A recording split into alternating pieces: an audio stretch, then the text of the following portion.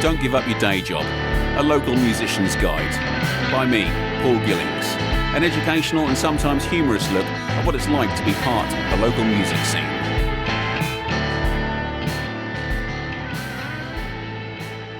Well, here we are again, and not giving up the day job, spending another sweaty day, the sun beating through the window, talking about music, talking about a local music scene, and come back for to answer some more crazy questions and talk about what he does and how he does it.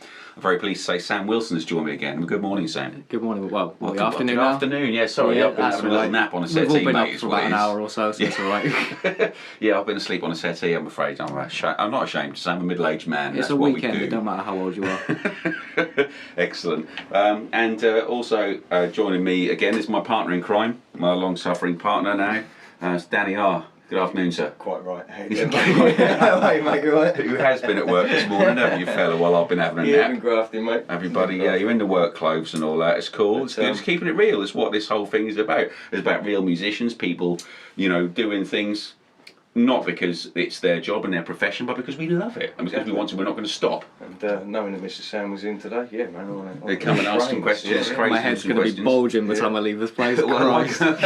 well, hopefully it won't, because we'll squeeze all the Yeah. information out of your great big head. And, that sounded very wrong, didn't it? Oh, God. So we won't be You do doing that, any we won't be doing any of that today, unfortunately. But yeah, Danny and I have been pissing around in GarageBand and DAWs before that. As it turns out, Danny's a bit of an old hand with no, I was then going to say beginner DAWs, but Well, it was, really. yeah. So DAW, digital audio Windows works. 98, mate. Yeah. Just Okay, literally yeah. samples. I'd have been just like layering them up. 2 inches tall at that point, yeah. Well, there you go. Someone younger than you for a change instead of me being the old bastard. How about it? So, what was that program you It mentioned? was EJ. EJ. Yeah, Okay. EJ, music creator, and they released, I don't know, about 10 different genres, and it was all samples. So you'd have like 2,500 samples on each one, and you just load them up and just literally click them back together again. But I was about 12, 13 then, so doing that was for me. That was like my first introduction. Would that to be it. considered to be called a DAW? Do you think? It's a... Digital audio workstation. Would it be? That's what it is, though, isn't it? Like, Yeah, yeah. yes, it is. Recording it, you could record okay, audio right. into it. I'd even go as far as... manipulate what was in there. Yeah, so as long as you're sequencing something, or... Yeah, you even had a drum sequencer in there to make your own drum beats and stuff up with. So Yeah. it was like proper. It looked like a cartoon. Right.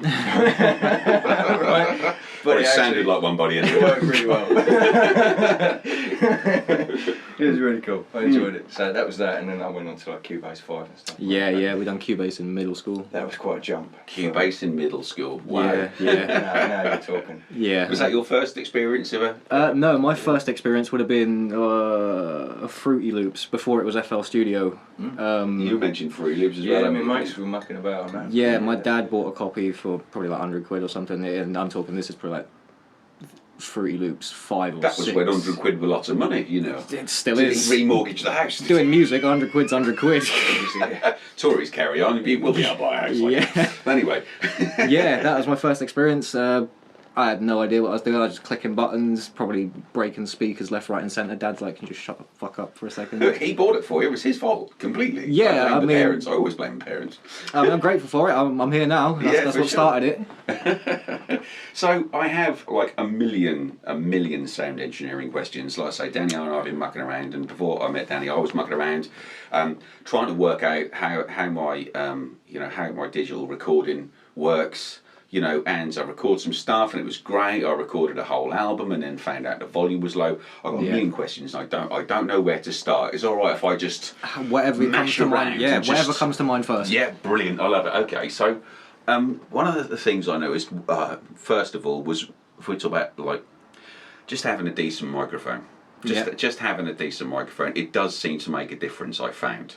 And I found that by buying a really cheap crap one that looked like the very microphone sat in front of you now, which is a condenser microphone. AT2020? I think you might be right. No, AKG P120. Yeah, it looks like an AT20. Yeah, absolute nerd, which is great. Great, look at him. He knows where everything is. So yeah, I bought one that looked like that, but it was £25 from Wish.com. I've got a good story about this. Total waste of time. Oh. So absolute tinny as hell. Yeah. Now, I thought perhaps past that I could beef it up in the get it in the production, but as it turns out, I didn't know anything about frequencies and stuff like that. So, how important is your now? I think that's the start of the recording process, isn't it? The microphone. I would go as far as saying you need a good musician. Yeah, no, that's very You true. can't mic up a turd and expect it to be... Because all you're going to get is recorded shit. You know, I always say that about amps and microphones. All you're going to get is loud shit if you can't play. Like, if you're your source material is going to be shit to start with, there's only so much you can do to make it sound like polished shit. Right. It's not going to go further than that. So let's talk, so are we talking about, like, not just talking about the musicianship, but even the room you're in? Because we talked briefly before, didn't we, about the difference between sound deadening and... absorption and diffusion. Yeah. Right, yeah. It obviously depends. Like, if you're playing the cathedral, you're going to have like a reverberation that goes on for time. Whereas sitting in here, you probably won't get too much unless you're playing your heart out, like smashing the shit out of drums, or everything's on 11 sort of thing. Yeah. But it depends what you want to do with it. Okay. Like, if you want a lot of it, it's just how do you control it for whatever you're doing. Right. Right, which is why it's best to get as dry as possible. Then you can add reverbs and those sort of effects as much or as little as you wanted. But I guess if you've already got a natural room reverb, you're kind of fucked if you get listen to it and go, I don't like that. Yeah, exactly. It's personally, a lot of it is I have to commit very early on because if I record something super dry and I know I want a reverb, a delay, this, that, the other on it afterwards, I'll twinkle for hours on end and have 7 or 8 different reverbs on there. 4 hours go by and I'm like, I could turn these all off and it probably sounds better. So if I can just stick to what I want, go with it, I'll probably hate myself in a couple of hours when I'm like, don't like that, but it's there now. Yeah. I've just got to work with what I've got. Just got to commit to it, make a decision. I guess that's the thing of because we can over record and cut and paste and you know, and it's accessible as well, so you can do it in your own home. Yeah. But you're only limited by the amount of time you got. Now, when I was a younger man, you were limited about the time you got because you were paying £150 an hour or a day, depending on where you were going, and it was going to tape.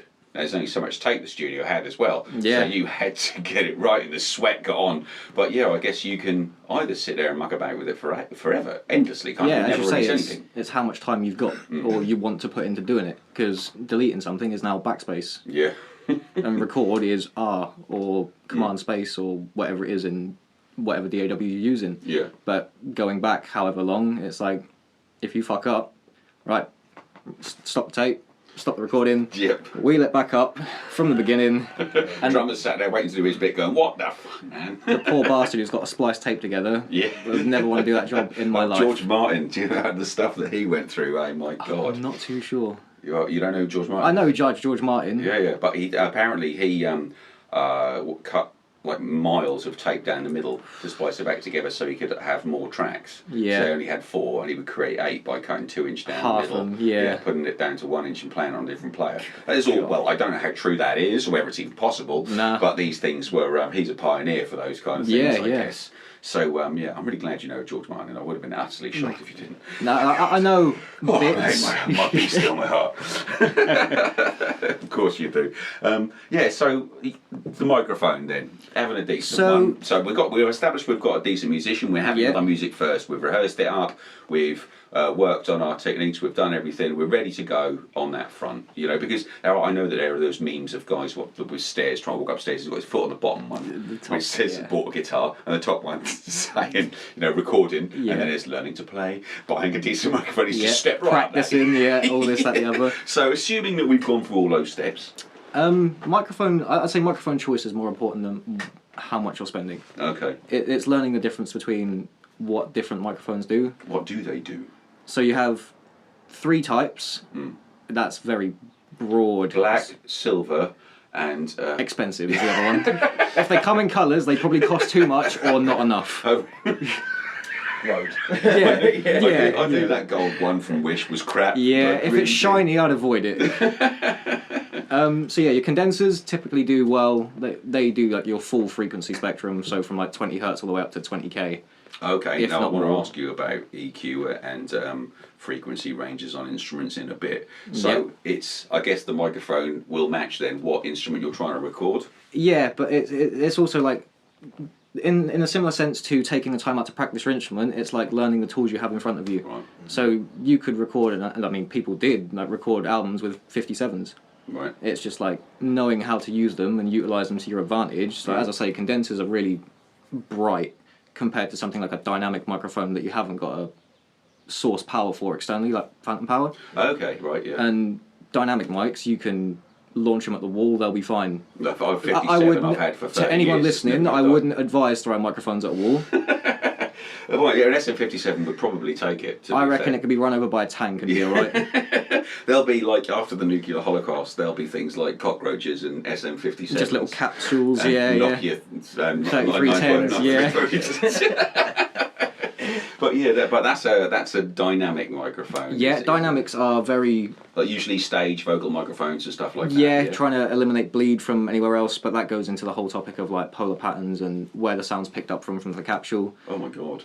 There's 8 or 9 different types of them, and it goes from like how wide do you want the microphone to pick up, or how narrow, like how direct you want to be picking up something. Okay, because I was thinking this one here is a ribbon microphone. Yeah. So that has I've been told, a really wide diaphragm. You want with ribbons, it's typically low end focused. If you compared to a condenser, if you recorded the same thing, like a guitar amp, for example, you had a ribbon and a condenser. They'd both do very different jobs. Right. So your condenser would get the brightest possible recording you can get out of it. And then ribbons, they're very sensitive. Do not ever put 48 volts into them because they will probably blow up. Oh really? Yeah. Because it's only a copper coil inside there. Oh my god. Yeah. Oh, I thought they needed phantom power. No, never. Oh really? No. We're learning already. Yeah. So, you haven't got it on now, have you? I think I have. If it's still working, ignore everything I just said. I don't know enough. I believe that's a fairly modern one, and it's a replica. It's all about £80. That was. Going back to the story I had about cheap microphones, I bought a 57 knockoff on Amazon from a company called Pile, I think it was. And a 57 is not the most expensive thing in the world, maybe like 80, 90 quid. I paid £18 for this. Yeah. And it is now my favourite snare microphone in the world. Really? It sounds so shit on absolutely everything. Right. But like crunchy in the nicest way.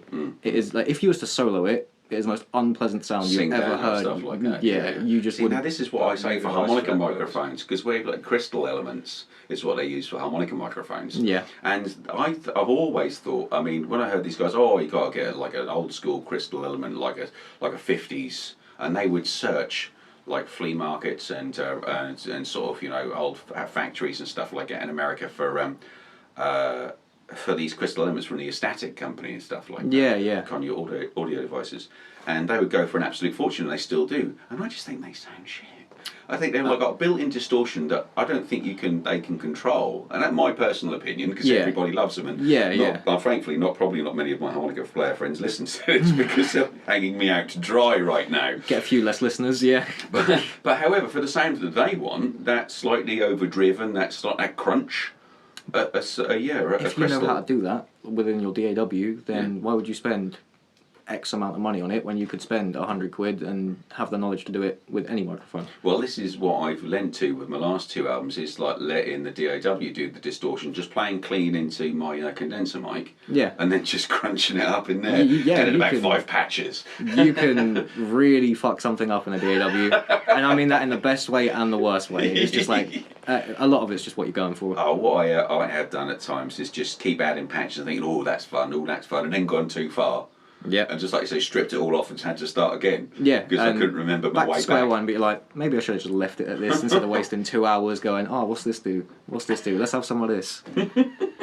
Yeah, I've spent countless hours.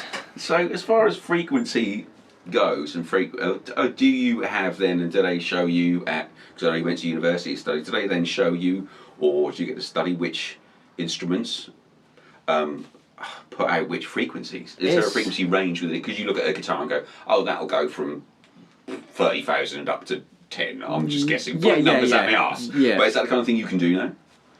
You get a rough ballpark idea. Like we had a module on live sound at university, and it was basically one of them was just like controlling feedback from wedges and monitors and shit like this, because the amount of people, I'm not going to name names, give you a shit monitor mix when you play a gig, and someone points the mic 2 inches to the left and you're like, I'm about to go deaf listening to this feedback. Oh god. They made you, there was I say an exam, it wasn't really like marked or anything, but you had to sing to them like a 1000 hertz tone. Really? So then from that you can go 500, which would be an octave lower, 250 is an octave lower, 125 is an octave lower, and you just keep going. I think, what is it, 440 hertz is A, like your A string on a guitar. C, isn't it? Yeah. So 880 would be the octave A above that, and then so on and so forth. So you kind of get a rough idea, but a lot of it's guesswork. Well, could you answer me this then? Because my old harmonica teacher was well into the crystal element microphones and its amplification, and he said that there was such a thing as a difference tone. Now, what he said the difference tone was if you played two notes at once, for example, the A at 440, and then played, because if you can octave split, so you can play two notes at different ends of the harmonica kind of thing, and then were to play another note, for example, at 110, it would then play the difference, the 220 hertz note as well. Yeah, it's overtone. It's like an overtone. It's like a psychoacoustic thing. It's it probably is there, like the amalgamation of the two together. Yeah. But a lot of it is your head being, I can hear that. Really? Yeah. So you don't, because he claimed that a microphone, especially those things, could pick that up. I mean, if you're not playing it, is it there? You're sceptical. I'm not saying. That's just what I heard. I'm asking. Yeah, I'm not saying no. Like there's definitely a chance that it could be there. Okay. But I mean, with it's like guitar is like the best way I can probably put this across. You're gonna get several other tones out of it. If you play one string, it's never just gonna be that one frequency. Like because the harmonics. one frequency would just be a sine wave. Right. And then you put them all together, and it's like you're essentially saturating your sound, but naturally. Okay. And then that's where you get your different tones from. Wow. So it depends on what you're using. Like some instruments are designed to give you a bit extra in different frequency ranges and things, but it's just like the difference in buying a different guitar amp, a different guitar. It depends what you want out of it. Do you know what I mean? Yeah, totally. No, that's fascinating. The other thing I was about and I've heard of is frequency masking. Now, another sound engineer told me this, whereby if you don't mix things and put things in their own frequency range, you run the risk of one hiding behind the other, so you can't actually then hear your bass guitar because the other instrument is doing it. Is that a thing? It's like a big game of Tetris. Right. It is the easiest way I can say it. So you have certain instruments like a bass drum and a bass guitar, they occupy a lot of the same frequencies, especially like in your bass region. I can't be like, oh, it's 43 hertz to 113 because how the fuck do I know what you're recording? But if you're usually things are, especially in lower frequencies, you just don't want any of it in anything but your bass guitar or synths or whatever you're doing. The best piece of advice that I heard when I got into it was to like the low cuts, end cuts, like from 200 hertz downwards. You don't need it. So the first thing I did from recording anything that, like you say, isn't a bass or drums is just instantly. Yeah, I call it like janitorial, like cleanup. It's the most mundane stuff, but once you know how to do it in a set, it's just like okay, gone. You ain't got to spend time being like, oh, it's got to be this frequency here. No. And what I got taught is you roll it off further, so to the point where your sound is like, okay, I've lost some low end in this. Okay. And you dial it back until you're like, that's about right. Oh, right. Forget about it. Okay. More Yeah. So what about the other end of the spectrum? Same thing. You go until it's too much, and then drop it back until you're comfortable. But it's the same thing. If you get build up in your bass and you want something really punchy, but 100 tracks in your project have all got that 40 or 50 hertz that's essentially fuck all there. It's just your microphone stand jittering from where you're playing something, and you want to compress your track at the end of it. When you play that in your car and your bass is on 10, you'll be sitting there at a red light just shaking, like, what the fuck's going on here? So I want to ask you about compression as well, but I don't know if I'm done with EQ yet. No, keep, we got time. Danny, do you have anything to ask at this point? So we're on the basis of we've established a quality microphone. Yeah. So now you've plugged into the interface, you've already got your DAW set up. Yeah. Where do you start and what do you start with? What do you layer up first? What do you... As far as instrumentation? Told it was drums old days, and the drum track got laid down first. That's what they always said. I saw Phil Collins on the Live Aid documentary in 1985. He was laying down the drums first, so Phil Collins is laying down the drums first. That's it. If you're not doing it, then... I mean, I'm a drummer, so like, I've always done myself first, and it's always been a bit of a nerve-wracking experience, because if I'm recording a song like with the Mojique guys, I'm always first. Do you not play to does not one of them lay down a scratch track on acoustic guitar or anything like that? The last track we done, it was me and the bass player played live together. Wow. And I was the only one with a click, and we just played off what I was playing. So you were just thinking the song in your head? No, I'm thinking 1, 2, 3, 4, 1, 2, and they're just trusting that I'm playing in time. Jesus. Yeah. As far as the song goes, the arrangement for the song and stuff like that, you've got all that. Yeah. That's done before we start recording. Oh wow. It's muscle memory, but we play it like 7 or 8 times across like 3 or 4 times a week. Jesus. So it's like eating. I ain't got to think about it too much. I just go for it. Yeah, like you said. You've got the red light syndrome completely out of the way by that point, and it's just I've seen it enough times, and the amount of people that come to the studio and go, "Oh, sorry." It's like, I do this as like a part-time job. You're not the only person to fuck up ever. Like, I've had plenty of fuck ups, like gigs, recordings, and you just go, I'm an embarrassment to music doing this all the time. But like, you wouldn't think it again to look at your output and look at the Mojique stuff. And I was saying this to another chap who was here the other day. Like, the output of young musicians these days is exceptional. And I just remember, like, I have basically sucked at music for the first 30 years of my career, and the last 5 only just started doing something decent. And I'm really quite glad there isn't recordings of any of that stuff. So, are you very picky about what it is you put out there? Or is it? I don't want to stamp my name on anything that I would consider shit. Okay. Ryan will tell you this more than anyone. If I don't like something, I will tell him. It will not leave your studio. I'll be like, you are not doing this. If you are, you're not coming here to do it. No, obviously I'm not in a big enough position where I can just pick and choose and always have work coming in or whatever. Mm-hmm. But I'd rather take satisfaction in what I'm doing than just doing it for a couple £100. Like I'd do it for free if I had the time to. Yeah. But that don't pay for the studio. Well, I think a hobby has got to be self-sustaining, isn't it? Yeah. Even in in any of our domestic situations, bills have got to be paid. Yeah. Kids have got to, for me, for example, kids have got to have shoes. So why are you buying that new microphone, Paul? What the hell? So if the microphone is paid for from gigs, I've kind of got a leg to stand on. Because you're reinvesting into something that you're doing. It's self-sustaining. And not just a bottomless pit, which I suspect hobbies like, I don't know, golf or something like that. Well, it depends how serious you are. Music, that is very bottomless. But I mean, for the first, what have I been since college is when high school, college time is when I started taking it seriously. So we're going on 7, maybe 9 years now. Yeah. That started off as I just want all the toys in the world to fuck about with, and my bank account was dire states, just to be like, oh, that's coming out soon, let me just order that. No idea how any of this shit works. Just plug it in, see what happens. Just to get it. He's got it, so I want one now. Every time I turn around, Danny's bought a new guitar or a pickup for one lately, isn't it? Mind you, the pickup sounded sweet in that new guitar. It sounded really good. List of guitars did a cracking job for you there, didn't it? It's good fella. Mr. Pete. Yeah. Thank you, Pete. So now that the drums are down, we've got a microphone, we've got a room, we've got a musicianship, the drums are down.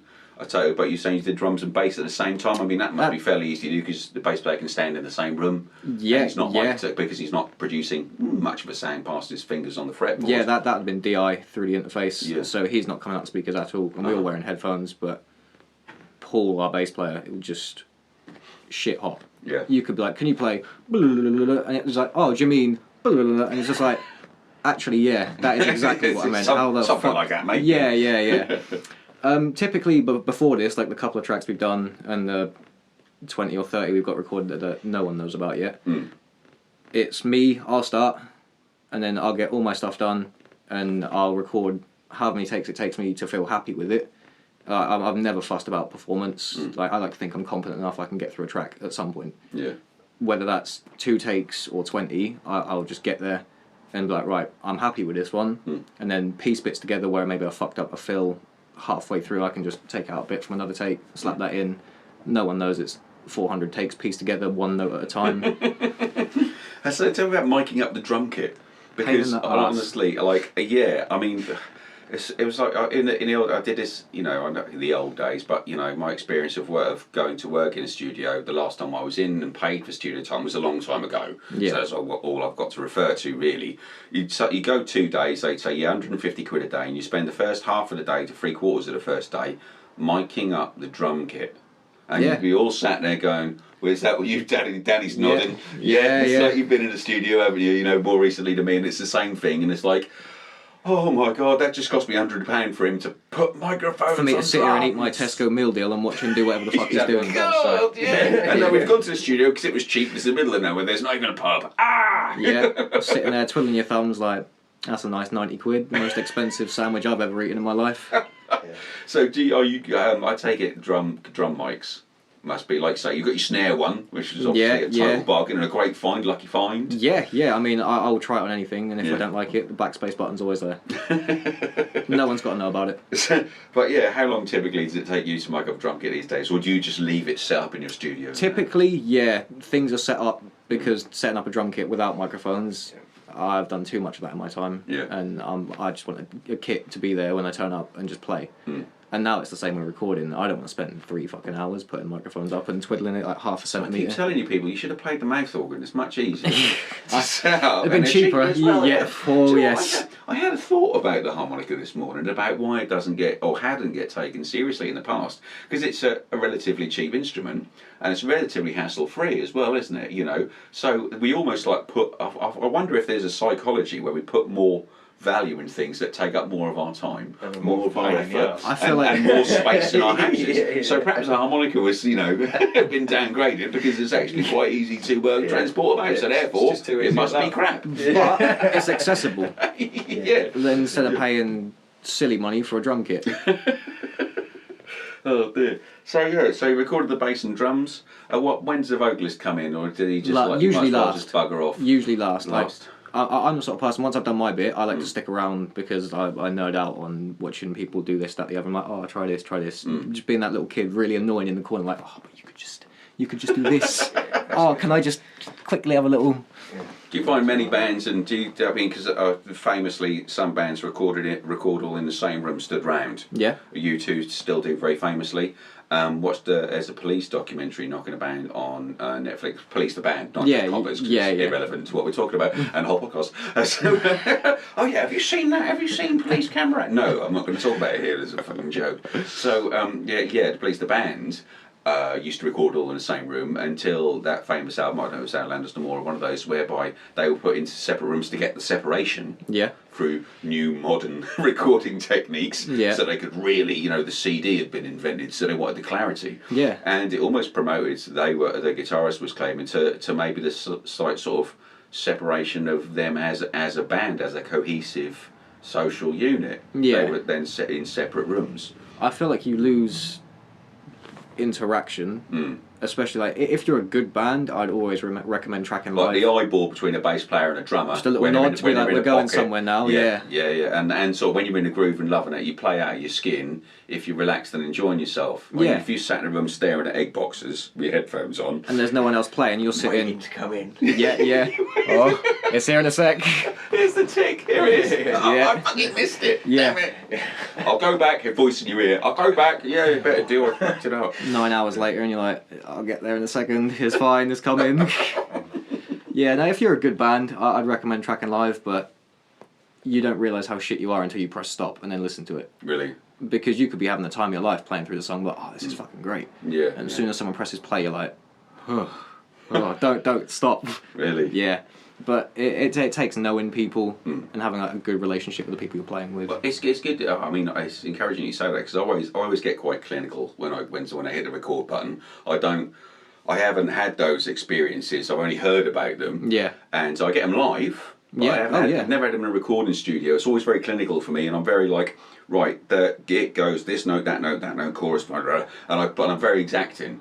And I've got a bit of a reputation for being a one-take wonder as far as that goes when I've done session work for people as well. But it's kind of, for me, it's fairly passionless when I'm in there. When I listen back, you're right, it isn't. It's like people, I did a session in a studio in Woodbridge the other week, and I walked out of the booth, and they were like, that's it, that's the one. But you've driven 40 miles, so you might as well do another 2 just because you're here. Even though they're not going to be used. Yeah.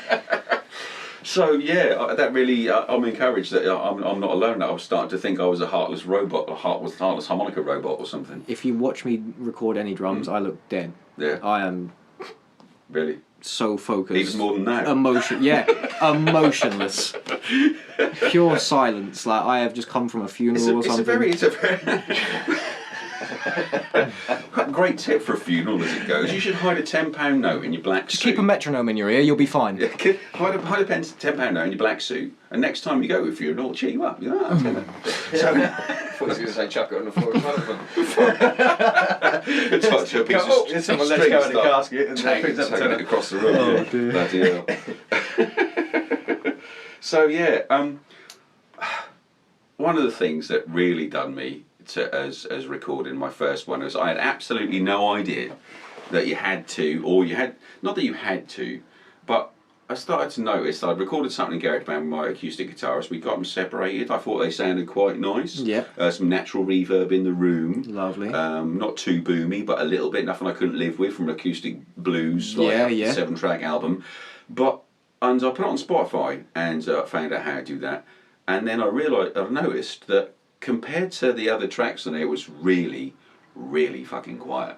Yeah. Like really quiet, like ridiculous, like Yeah, not I've even been there. And when I listened to it, because I burnt it to a CD, and when I put it in the car, it didn't make any difference. You know, I could turn it up, Yeah. and I could still hear it. There weren't any hiss on there. That's a good start, yeah. Yeah. So what I discovered through some research was this was all down to a thing called mastering, Yes. which, upon even more research, turns out that it's a dark art. You took the words out of my mouth. Really? I was going to say the exact same thing. Yeah. Do you do mastering? For the people Oh, you're listening, master. yes. Yes, I do. Between us, I wouldn't call it mastering. Do you know what? Since I've had a go, and I have a go at everything Yeah, I yeah. produce, and then I send it to Raoul Crane at Blaze Studios, and he does it instead. It's probably the best thing to do. Let someone else handle it. Really? I If mean, you- what is it? Do you know what's involved then? I know very little bit about what's involved. Does it It's, involve secret handshakes, selling your soul to the devil? a lot of selling your soul Yeah, to the yeah, devil. okay. Yeah, a lot of wasted hours doing minimal movements. But it's, I say finishing touches, but it's like things you don't realise you need until they're there. Right. A lot of it's nowadays, because everything's essentially digital, you want to have the right loudness for wherever you're uploading to, Okay. and that's a whole different game in Because I usually get 2 copies of the track from Raoul, one for putting up to streaming, and Yeah. another one for sending to CD duplication. Yeah, And I look at them, and the difference in the frequency, yeah, like height of the bandwidth, is absolutely minimal, but it is there. yeah.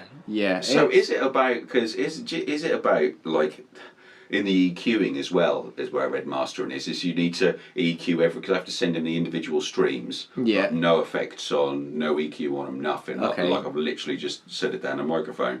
And then he EQs, is the EQing of each individual track sort of contributing towards the mastering is what I'm wondering. It'll affect how you make your decisions in the end, Right, but I mean, that sounds like he's going to mix it and then master it for you. right, okay. But if that was me and you said, "Oh, can you do this for me?" I would be like, "Send me whatever you've got, however many saturators, EQs, compressors you've got, because I want to hear the idea you're going for. Right. I don't want you to send me bare bones material, No, I do send him like a reference. yeah, so my piss poor master track, if you like, my mix where I think I'd like it to sound and stuff, Yeah, where I yeah, think I'd yeah. like volume wise to be. So I send him my idea in the mix, but it's never the right volume, and the frequency range. The band isn't high enough. I open Yeah. up like regular MP3s, professional MP3s, especially ones that are made in Nashville. My God, they're practically permanently peaking. Yeah, they I think Nashville's renowned for having like something 100 or 200 studios within like a 10-mile radius. Yeah, yeah. It's silly. You could put probably more than houses that are like in a terrace. Sounds terrible. Yeah, I wouldn't like to live there as much as I love doing the job. So what do you think? Because Danny, I remember when we first talked about it, when I said to you I'd had it, well, you know, we first met, I'd had my first album done, Yeah. and I said I got it mastered at Blaze Studios, and you said, well, there's little places online where you can get that done, and it'll do it automatically. Yeah, I mean, I've never sort of. Did you ever get to use gone that? Through that, I've literally flicked the on and off button to see what the digital online distributor's version of mastering your stuff was like, and obviously when you're playing it, it's just the WAV format that you've put in, and then you can hear the difference. Yeah, you can hear a difference, but you think, well, that's obviously just an there's nothing personal in that. It's just an automated. Because SoundCloud has one as well, doesn't it? Calculation. SoundCloud, you can pay an extra £5 in That's it, SoundCloud, right. or put an automatic Yeah. one. What do you think to those? Do they do any good? It depends what you're aiming for. If you're like SoundCloud, for example, if you're just throwing demos up and you just want people to hear whatever you're doing, why not? But if you've got the time to take an hour or two out of just learning how to minimal EQ, a little bit of compression, and then realistically, well, what tricks a lot of people is just louder. Yeah. That's the main one. Trying to get the volume up without it peaking. Yeah. And without losing it. Now, you've slipped on that word that's I think, even more of a dark art. Yeah. If I'm asking them mastering, is compression. It's... Can you run through me for the stupid person that has no idea? Me. Yeah. Okay, what the hell is compression and why the fuck do we need it? Got him. What I explain to a lot of people, it's like your mum telling you to shut up, is the best way I can explain this. Well, my mum used to scream that and then used to throw a shoe. Is it the same thing? Similar. So you have like, yeah. I am decompressible. You have... My mum, that's a nickname from now on. A compressinator. Yeah, you have a handful of controls, and there's always going to be gimmicks and stuff that try and make you appeal to more than others, but typically you'll have an attack time, a release time, a threshold, and a ratio. Attack, release, threshold, and a ratio. So okay. you start at attack. Yeah. The attack is like your mum. If you got your music on in your room, He's not talking about my mum, man. Shit, the attack will be, how long does it take your mum to go, listen, shut the fuck up? Yeah, instantly. So right. that's saying, how long do you want before the compressor hears the signal to actually do something about it? Oh, okay. So say for example, we're compressing a lot like a harmonica. So as the note comes in, what volume at what? Yeah, your attack will be like, start? When do you want the compressor to go, I'm gonna get off my ass and do something now? Okay. So you could essentially let a bit of the transient through, if you had a slower attack time, because it's then essentially a lazier thing. It's like you're getting the first initial bit part of the sound through, and doing that in the right way, you get a really hard hit to start with, and then it levels out. Yeah. Oh, right, okay. Really quick attack time, you're gonna eliminate all sort of transient you've got there. So it starts to sound fairly soft. Quite blown out. As the note comes in, I've noticed if you put too much of an attack. Yeah, your release time would be, how quick does your mum go back to doing nothing and stop caring about what you're doing? But it's been 40 years now. So that's quite a slow release time. Quite a slow release time, yeah. If it was really fast, she'd go, shut the fuck up, alright, whatever. Your ratio is how loud does your mum shout at you. Mm-hmm. So you could have it on 2 to 1, so for every 2 decibels over your threshold, it'll come down. Bring down by 1. Okay, so what is a high? Would that be considered to be a soft compression or very soft? It'd be very gentle, like hardly so noticeable. You can go up to like Ableton and things like this. You can go up to like infinite, so it'll just smash the absolute life out of it. Which is good in some aspects, but it's easy just to go, oh, what does this do? Fucking max, and you're like, this sounds horrible. And then to finish, you got your threshold. Going back to your mum. It's like, at what point when you've turned your music up does she start to do something about it? Right. So when you feed the signal, you can drop your threshold, and it's like, the lower you get, it takes less signal for the compressor to start affecting. Okay. And then obviously like the less you drop your threshold, it's only going to start compressing the very, very loudest parts of your signal. Right. And then the amalgamation of all that is, I see a compressor as a time-based effect, almost like a reverb and a delay. Right. Because you can time how long your notes are, if you choose to set your attack and release times appropriately. Yeah.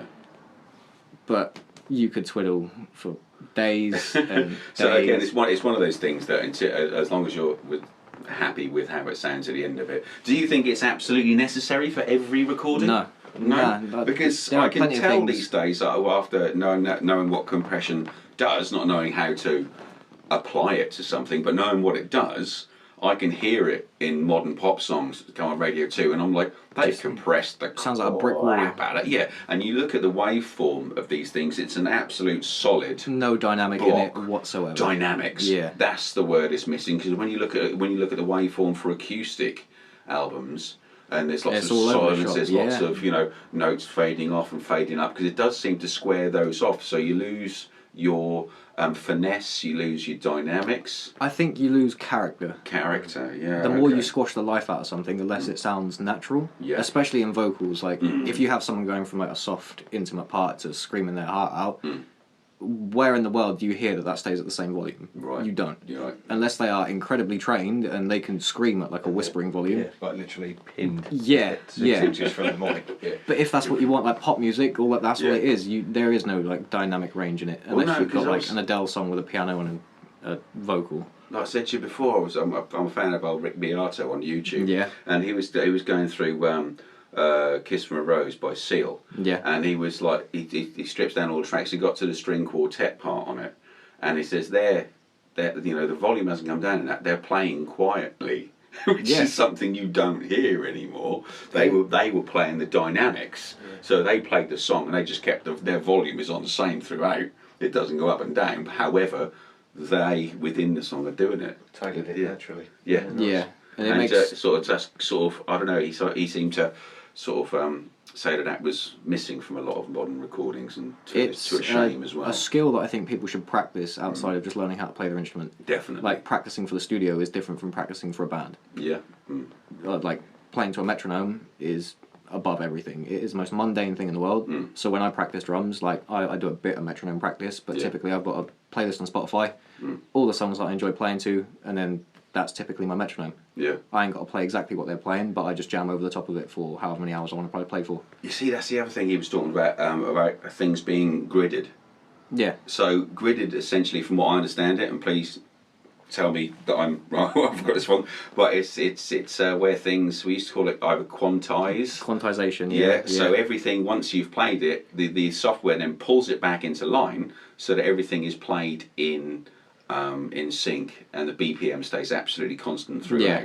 How do you feel about that kind of I have a thing? love-hate relationship with it. You do? In the sense that it's good if you have shit musicians playing, but if everyone quantized all their music to the grid, how do you sound different from anyone else? Well, this is it. There is no Yeah. feeling in it. I mean, I've done tests whereby there was this app called, What's My BPM? Yeah. And you play it to, and there's like a noticeable shift, like late 90s, early noughties, and you play it to some of the rock bands from the 90s, and it goes up by 20 to 30 and deeper BPM sometimes, and Yeah. it's the same song, and as far as you're tapping, it's fine. Yeah. But then you play it to some of the new metal tracks and stuff like that from the early noughties, and it's absolutely unflinching. Yeah, it is the It's same just- thing every time. Yeah.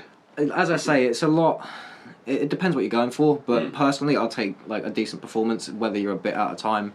Here and there. When I say a bit out of time, I mean like fractions of a second. Sure. We've all done stuff and listened to it and gone, oh, that was. If you're noticing it, Yeah. then that's got to be redone. Yeah, is there's a what I noticeable think. difference But if you between- can't notice it and the song flows and there's nothing wrong with it, then why would you Yeah, grid like- that up? It doesn't seem. A lot of DAWs nowadays have like a percentage for quantization. Okay. So you can essentially highlight all the tracks you want, choose your quantize setting, whether you want it on an 8th note, 16th note, whatever the fuck you're Bloody doing. hell. And then you can choose, instead of 100%, so it snaps it to the grid, you could go 75%, so it'll do 75% closer to the target, and it still sounds like a natural performance rather than a robot's just gone. Well, the other thing they used to do, I noticed, and I don't know if they do it, I haven't seen it because I only ever work in GarageBand these days, was there was a humanize in early versions of Cubase Yeah. that was on the Atari ST. We had one in our high school music class, an Atari ST, and it had. Triggers, slide it backwards and forwards, Yeah. how humanised you And want it was it. just, if you put it right, humanised, obviously, the people at Atari thought humans were absolute Useless at morons. doing Like, music, yeah. It was Yeah. an absolute shit show. It was a mess at that end. Like, is that what they think of humans? I remember that. What the hell, man? So do they still have that? As far as I'm aware, yeah. I know Logic's got it. I'm not sure if Pro Tools has. But essentially, it's like doing quantization in the opposite way you'd expect. Right. So instead of pulling everything close to the time, typically you're going to use a humanize if you dragged a MIDI loop from your DAW right, and yeah, everything's that slap makes bang more on sense. time. Yeah. You can kind of reverse it, so you shove it a little bit out of time, and on top of timing, it'll do velocity. Velocity? What's How velocity? hard or Velocity? quietly you play something. Okay, right, yeah. So, as a drummer, you're never going to play at like 127 on your MIDI, just twatting the shit out of something all the time. I mean, unless I you're don't know, I've playing. seen some. Yeah, but to hit consistently at the same volume is absolutely. damn near impossible. Oh yeah, you're only human, aren't you? Yeah. And muscles, phase and change and stuff like that every single time you use them, which is the beauty of the humanity of music that we listen to. I mean, if we didn't want that, then we'd all be listening to EDM, wouldn't we? We'd all be listening to it'd all drum be and bass. computer generated. That's what we'd be listening to. But we're not. We're musicians. We like to listen to that kind of music. So I want to hear it played by a human, says the man with 2 different electronic drums on his last 2 albums. Well, you know, I needs must the devil drive. Yeah. I didn't know a drummer, and You do now? I do now. Yes, get him. So, how do you feel then, going on from that, and the more automated things on that? Unless Danny has any more questions about that particular grid and quantizing and stuff like that, good. before I ask about the next thing, which is at some point. a limiter. Limiters. Oh yeah, limiters. And like Well, yeah. Why? What the hell are they? I don't even. A really aggressive compressor. Right. So instead of taking something over a certain threshold and then squashing it, it is going to cut that off, and you ain't getting it. Oh really? That is it. It'll just. So imagine a compressor on the highest possible setting, like the most abusive setting, like a violation to the signal that you're. I like it. Violating. It's like you set It's all anything sorts over going this on here volume, today. not happening. Right. You ain't getting it back. We're just getting rid of it. Okay, so how do you feel about pitch correction software? Love it. Yeah? Love it. You do? Yeah. What kind of vocalist do you work? I know what vocalist you work with. I Sorry, just Ryan. No. You said that, Sam. That's all right. He knows it. He loves Melodyne. Hey, mate, we're all big. I mean, all joking aside, I've listened to parts of my vocal performances and I'm insistent that I don't use it. But there have been times where I tail off and I'm like a bit. But at the same time, I'm like, well, again, I want to have it sung by a human, and if I don't always sing, you know, it's not like hideously flat. I just tail the end of the note off, fade, and as I'm fading out the dynamic of the note, I don't always hold the pitch very well sometimes. And I could, I guess, just bump that up. Is that what you use it for, or do you It's a flat tool out there, like an use EQ, it a compressor, a reverb is. Like, Yeah. why wouldn't Yeah. I use it? It's available to me. I don't sit there. I don't like to actively hear it in a recording, but without it, you're like. So do you hear a bit of it and go, I could, instead of getting him to do that again, I could just literally just lift that up a little bit. Bar everything, Yeah. performance, so I can. My job's easy as fuck. If I ain't got to sit there and click through 100 different notes and go, For sure, oh, for sure. wiggle this one here and So there. if there's a chance to get him to do it again, if or I'll take performance. they, whoever they are, Yeah. have sung it a bit flat and say, look, mate, that you were a bit.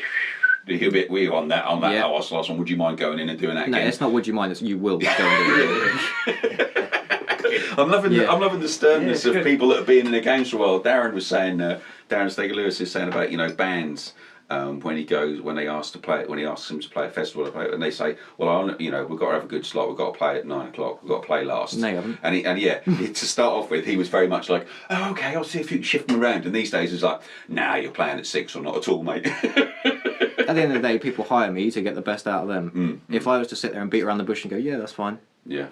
Would you want to pay a couple $100 for that? What, to have the smoke blowing up my arse every now and again? Yeah. Would be nice. I'm nice if you're good, but that's not my fault if you're not. No, this is very true. I mean, That is the sort of that's the strictness that you want. Yeah, Like, it's you like- wanna know, it's if I was coming to you do some recording, you hearing your stuff. It's the same as what it's I do not with you, always mate. easy to take, though. I mean, I worked with a couple of producers, and that one the first time I went there, I was a bit nervous, a bit self-conscious, a bit insecure, and I know that's hard to believe with 35 years of having been on TV and everything. But yes, I still do sometimes, which is why I go to my place of exactitude. Yeah. And I did one take, the first take with him, and I'd never heard the song before. So, and I didn't even know what key it was, and if I had the right key in my thing, so I was like, you threw me a curveball, I practiced the track and come there as a different track. Yeah. So I played his track and I played it, and he went, yeah, could you be a little bit and he imitated the riff I just played. Could you do do that? And I was like, cool. There's such a fine line between being honest and being an arsehole. There is, mate.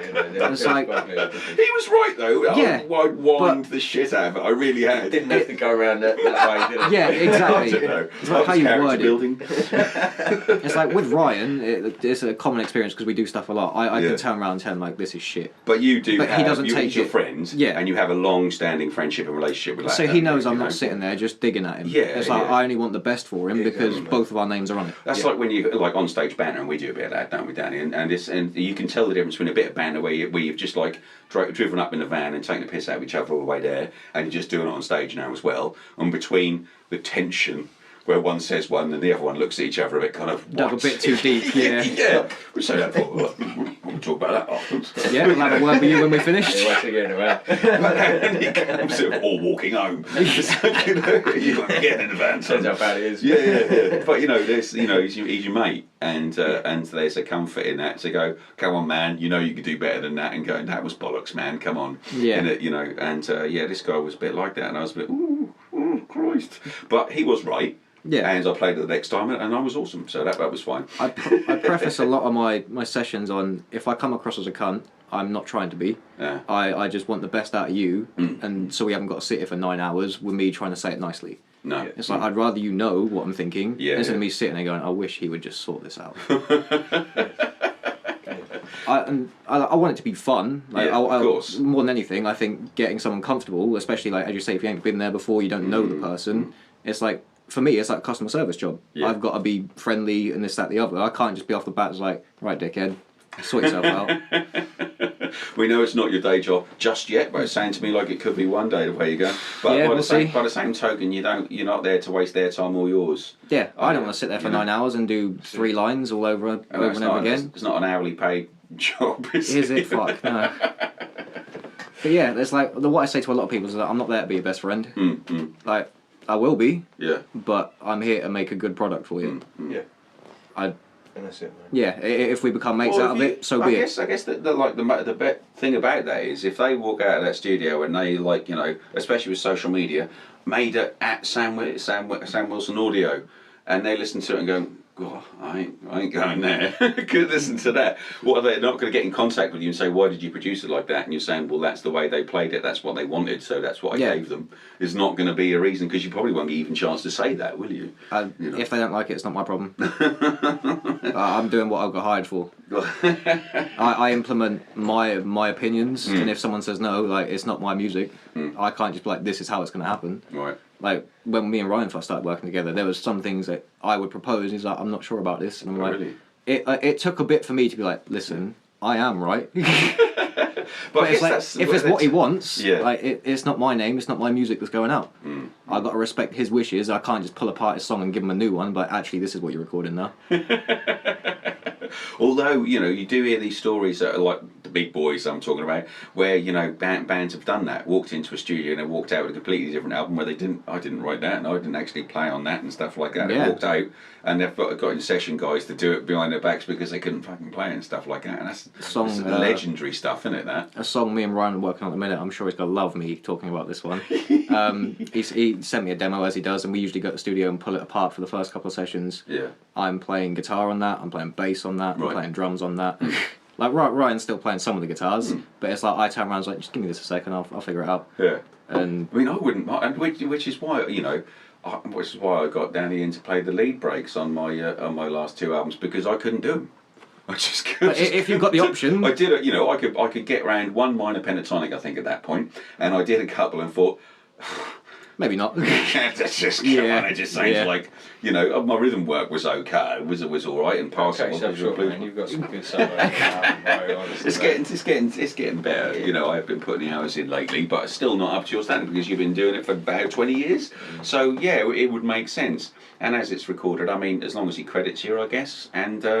Well, he just wants it to sound good, doesn't he? It's the end product. Yeah, and he's very open. He's very open to, like, I throw him some curveballs, just some really out of the box ideas. Yeah. His last track, Late, we put piano on. I didn't tell him. I just sent it back to him. He's like, that's my favourite part. Well, do you know, Raoul did that with one of my tracks. There was like an echo of one of the song lines. I'm thinking lately, and he put this little echo in, lately. Yeah. Like really distorted, really distant. Yeah. And when I first heard it, I was like, cheeky bugger. Didn't ask for this. Yeah. But then I was like, but that sounded fucking awesome, actually. Yeah. That sounded really nice. And I'd have never thought of that in a million years. I'm a fairly kind of meat and two veg kind of guy. Like, very plain, no gravy, no, He has no tomato sauce, no condiments, nothing. No. Absolutely, yeah. So I'm a bit like that when I play music as well. I can't stand keyboards. I don't want no scratch DJ in here. Thank you very much. None of that. I don't want any. And they put a little effect on my voice, did he? But it was actually really cool. I understand it, especially open more to that. Especially when you write the song from essentially inception to like the end of your demo, where you're like, okay, this is pretty much ready. From an outside point of view, it's like, I've never heard this song before, so I'm already hearing ideas of how to get it further. So when anyone sends me a track and goes, oh, it's done, I'm like, it's not. Before I've even listened to it, I ain't got to play it. Sprinkle some sugar on that for you. Yeah, I ain't got to play anything they send me. It's not finished. I promise you that. Yeah. It's like I will hear it and go, we can do this, and this. Whether you say no to it or it's like. Well, this is it. I think I should be more open to that kind of thing, isn't it? Yeah, it is, and it's more like of a collaborative thing. And let's face it, art is always going to be better if you've had help with it, or another creative person has had input into it. You're not sort of giving away part of your soul, are you? I'm not sort of by letting him do that. I'm not saying it's not the Paul Gillings album anymore. Not with that price, anyway. No, God, no. So yeah, do you use I just want to get back to the mastering bit there for a second. But do you use mastering services yourself? I do it myself. Do you? Yeah. Ooh. And you mastered all the rhymes because they're nicely done. Thank you. Yeah. Done so all the. Don't pretend you don't know how to do it. You bloody do. You just don't want to tell us. Be honest. You swore an oath to the secret mastering society. Not even. I just twiddle buttons until it sounds all right. I think you're being modest. So you're working on like 4 or 5 of Ryan's tracks. Yeah. You've mastered the first one. Will you keep that mastering? All 5 will be like 5 separate tracks on a project. Do you print mixes? Is that what that does? So if I understand it correctly, just as a layman, so you get that first mix that you like, just like Danny says there. Is there like an export of how that mastering bit is done that you then put onto the next track? Yeah, so we'll have the project for the song where you've got all your separate stems, like your drums, your bass, whatever you've got. Print that into one WAV. Typically I do it 48 kilohertz 24-bit.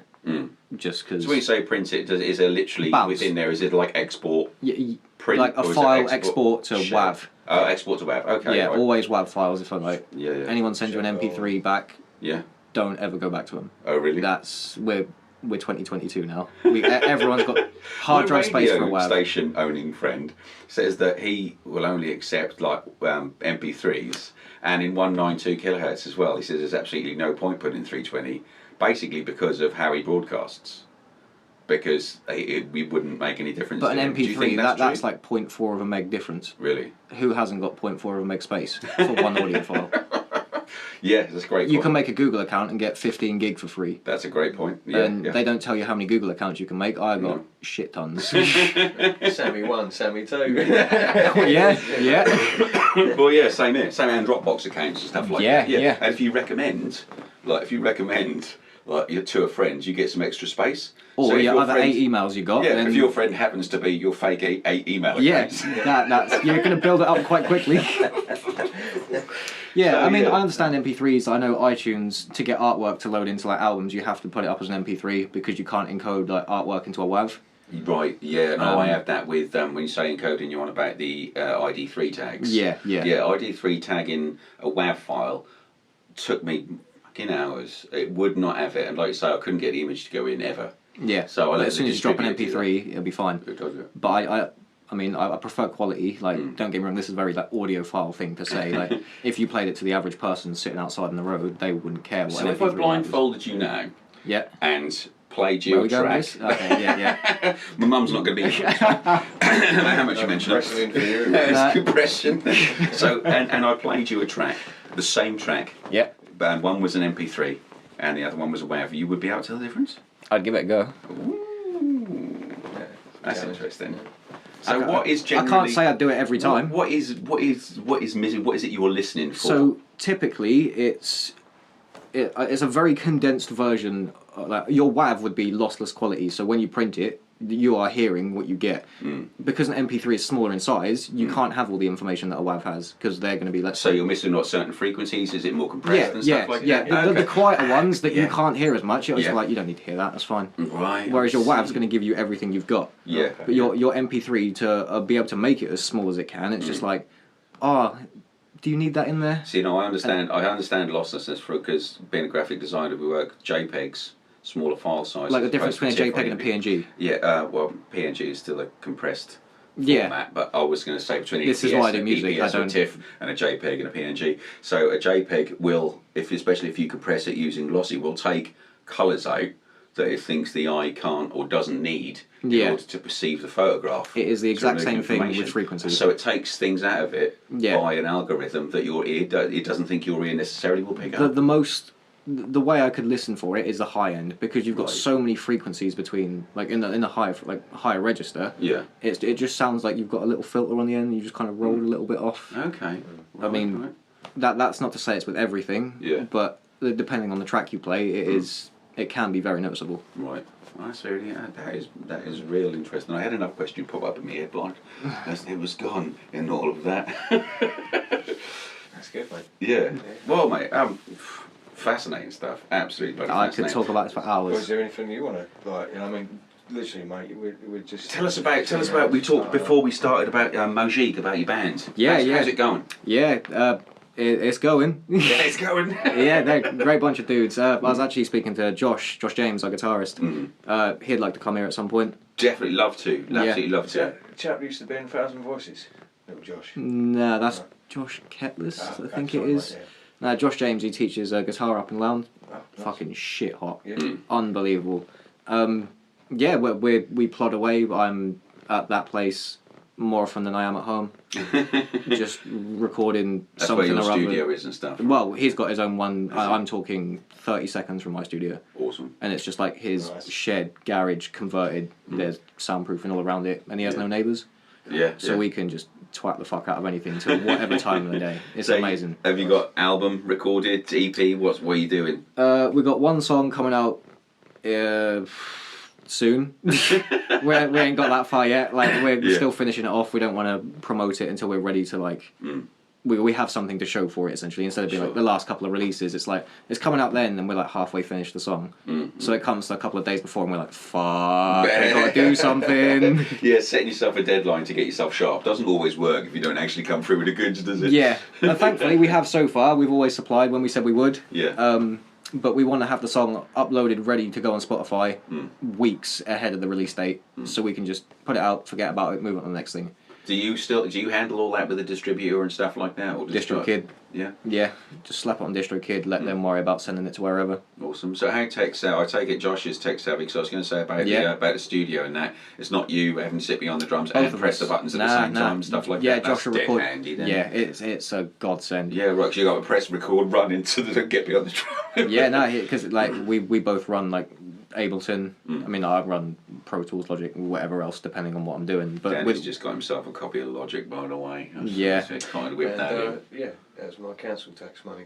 Lovely. Yeah, that's not bought up. So some Mojique coming on. Any gigs or anything like that for you boys? No gigs as of yet. We want to get like a solid body, essentially a set list's worth of music out. Yeah. So people don't turn up and hear the 2 songs on Spotify and go, "What the fuck is the rest of this? We've never heard this before." And That's accounting for the fact that they've actually listened to you on Spotify, right? who fucking knows? They might. Whether they like us is a different question. Yeah, like we just plod away. We want to make sure we're tight as a band, because a lot of the recordings prior to this were I'll go first, bass players next, guitars after that. So we've played the songs together, but not enough to be cohesive. Yeah. Okay, so it needs to turn into a live sound now. Needs is to what bit it like a bit does, of ironing out as far as like a set list goes. Cool. Well, I look forward to that, mate. I'll put a Appreciate little that. link into the bands as Thank to you very where much. they can find in the comments. But mate, thank you ever so much for coming over and talking about all this geeky stuff again. Anytime, I'll come back whenever you want. Well, I've exhausted this list of questions I've been putting together for the last couple of weeks since you were last here, so I'll put together some more. Yeah. As I say, I'll bring Josh with Yeah, me. definitely bring Josh, and he can tell us about what it's like to teach people the guitar, because teaching I'm sure he's got instruments is- some choice words for that one. Do you know what? Having taught harmonica for years, on and off, it's the most rewarding at the same time, one of the most infuriating things at the same time. I Yeah. really like actually teaching beginners. I really like taking people who've never played before. We run this thing over at Harpen by the Sea. People walking off the street, they've never picked up a harmonica before, buy their harmonica on the door. And to see like the utter magic and like listen, The fascination, Yeah, just watch yeah. like the passion kind of set in. Yeah, and I've spoken to other harmonica teachers, and there's one said I can't deal with beginners. They need to have some sort of, thing for it before I can actually talk to them, because I don't want I to understand people that, to, yeah. So I kind of see that from both sides. But having done both sides, I don't know. There seems to be. Bad habits that are ingrained. Yeah, Harder I think to what get it rid comes- of. It's harder to unlearn them than Yeah. teach them right from the start. Yeah. And I think what I've learned as far as the teacher goes, now this is something I can sort of backwards and forwards with Josh, is I got to teach somebody I like these days. Yeah. That sounds really horrible, but I don't have to do it for money. I've got a day job, and stuff. So I can be really picky. So I can really just teach when I have time and who I want to. That's like me with the studio. Yeah, because if this person's telling me, you know, I had guys for a long time come over and say, I only want to play like that specific harmonica player, and like, well, I'm going to teach you how to play your instrument like from you scratch properly. And how you not, you know, you don't mean me, you mean like yeah, how, like yeah. So I'm going to teach you. You're going to learn scales. You're going to learn the layout. You're going to learn everything. I'm afraid. And you develop your own style for learning that. Oh yeah, and if you want to go and take that and then go learn how to play that record, then off you go. But I'm not certainly going to pick apart and tab out that record for you. That's not happening. Having said that, I have done that in the past. But you've learned for from people it. I like. Yeah, and it's a learning curve. But these days, I'm quite particular about it. But I think, does Josh do that for a living? I'll ask him. Yeah. That's his full-time job. Yeah, oh, wow, cool. So yeah, please get him to get in touch. That would be awesome. Definitely. And thanks again, Danny. Thanks for popping over and chipping in, mate. Lovely to see you. And we're going to go and have another beer in the actual sunshine this time. Perfect. All right, thanks, guys. See you soon. Thank you.